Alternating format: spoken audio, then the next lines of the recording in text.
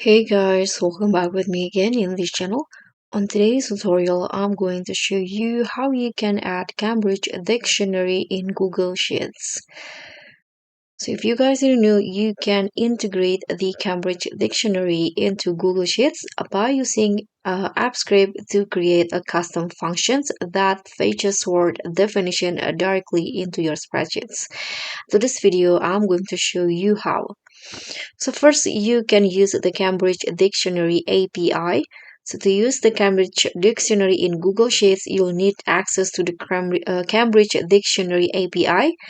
But if the Cambridge Dictionary doesn't provide an open API, you may need to use a web scraping tool or another dictionary API like Oxford or Merriam-Webster instead.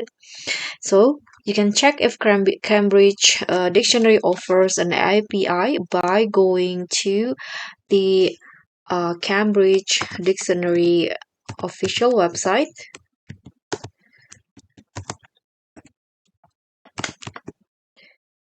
And then here you can just open it and sign up for API access if available.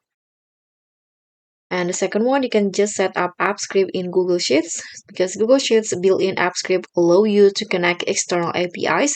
So you can just open the Google Sheets and then go to extension and go find AppScript. You can just replace the code with the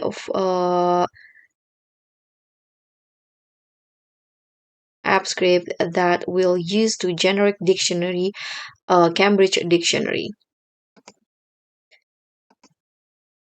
Okay, you can after that after you add it, you can just save the script by clicking on File, Save, and naming the project Dictionary Lookup.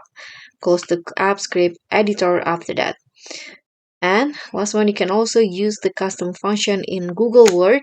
In Google Sheets, you can just type in like this